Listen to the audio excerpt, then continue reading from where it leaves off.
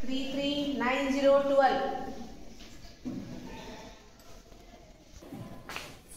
ముందుగా స్టేజ్ని అలంకరించిన ఉపాధ్యాయుల బృందానికి మరియు ఇస్కాన్ కమిటీకి ఇంకా నాతోటి కూర్చున్న విద్యార్థులకు మా చెల్లెలకు హృదయపూర్వక నమస్కారం. నా పేరు శైలజ. నేను Telangana tribal welfare residential degree and women Sharadamba college నుండి తృతీయ సంవత్సరంలో చదువుతున్నాను. నేను తీసుకున్న అంశం ఏంటంటే టొబాకో గురించి చెప్పే ముందు ఒక మంచి మాట చెప్పాలనుకుంటున్నాను. మీరు తాగేది పొగడి కాదు, మీరు తాగేది సిగరెట్ కాదు, ఒక మీ జీవితాన్ని. ధూమపానంతో జీవితమే ముద్దు. మనకు టొబాకో అంటే అందరికీ తెలిసినదే. దర్జాతో మాకు బీడీలు, సిగరెట్లు ఇలాంటివి తాగితే మనకి చాలా మంది రోగాలతో చనిపోవడం జరుగుతుంది. ఇంకా క్యాన్సర్ అనేది అది రావడం జరుగుతుంది. ఇంకా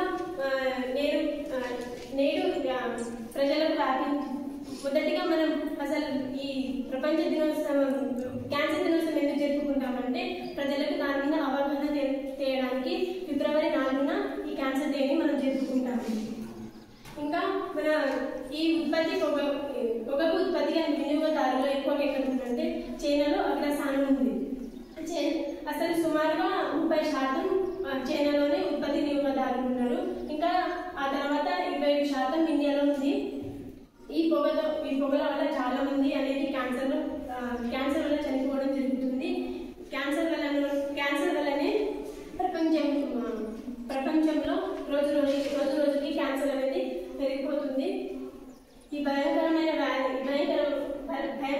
వ్యాధి వల్ల వచ్చే ఈ కారణం అసలు ఎందుకు వస్తుందంటే ఈ క్యాన్సర్కి అసలు ఎందుకు పాల్పడతారంటే మనుషులు కొందరికి కొన్ని ఇబ్బందులు ఉంటాయి, కొందరికి కుటుంబ సమస్యలు ఉంటాయి, కొందరికి మిత్రుల సమస్యలు ఉంటాయి, కొందరికి మానసిక ఒత్తిడులు ఉంటాయి. ఇలాంటివి కారణాల వల్ల టొబాకోకి పాల్పడడం జరుగుతుంది. మద్యపానం చేయడం, తమాకులు తినడం, గజ్జలు తినడం అలాంటివి తినడం వలన క్యాన్సర్ అనేది వస్తుంది మనకి.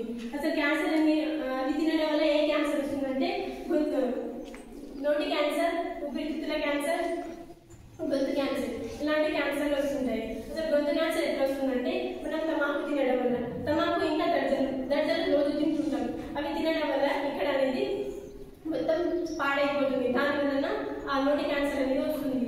ఊపిరితిత్తుల క్యాన్సర్ ఎందుకు వస్తుందంటే మనం మద్యపానం చేస్తుంటాం కదా, అందుకని మద్యపానం చేయడం వలన ఆ పొగ అనేది లోపలే ఉండిపోవడం, ధూమపానం చేయడం వలన ఆ పొగ అనేది లోపలనే ఉండిపోవడంతో మన ఊపిరితిత్తులు నల్లబడిపోవడం, ఇంకా మనకు ఊపిరి ఆడకపోవడం, ఇంకా హోల్స్ పడడం అలాంటి లక్షణాలతో ఊపిరితిత్తుల క్యాన్సర్ అనేది వస్తుంది. గొంతు క్యాన్సర్ ఎట్లా వస్తుందంటే అలాగే ధూమపానం చేయడానికి ఆ పొగ అనేది లోపలనే ఉండిపోవడం, ఇంకా లోపల మనం తగ్గి మనకు ఉపాసం వచ్చేటట్టు అయిపోతుంది. ఇంకా ఆ గొంతు అనేది వాపొచ్చేసింది. దాని వలన గొంతు క్యాన్సర్ అనేది వస్తుంది. ఈ క్యాన్సర్ అనేది తగ్గడానికి 4 దశలు ఉంటాయి. ఆ దశలో అంటే మొదటి దశలో ఏం జరుగుతుందంటే మొదటి దశలో చిన్న భాగంలో మాత్రమే ఉంటుంది ఆ క్యాన్సర్ అనేది. ఆ మొదటి భాగం నుంచి వేరే భాగంకి చేరకుండా ఉంటుంది. ఆ క్యాన్సర్ని మొదటి భాగంలోనే మనం ఉన్నప్పుడే మొదటి దశలోనే నయం చేసుకోవాలి, లేకపోతే అది ఇంకా ఎక్కువ అవ్వడం జరుగుతుంది. రెండో దశలో ఏం జరుగుతుందంటే క్యాన్సర్ అనేది లింఫ్ నాళాలకు వ్యాపించడం జరుగుతుంది. ఇదే లింఫ్ నాళాలకు వెళ్ళి ఇంకా వేరే భాగాలకు కూడా చేరడం జరుగుతుంది.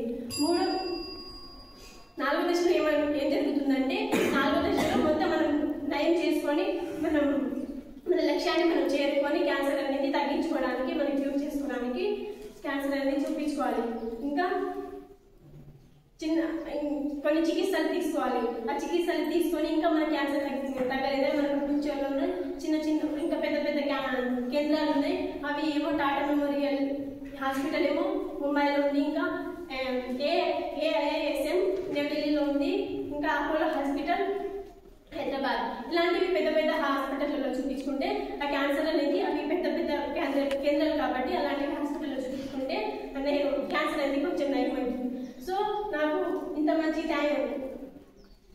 మంచి అవకాశం ఇచ్చినందుకు ఇస్కాన్ కమిటీకి ఇంకా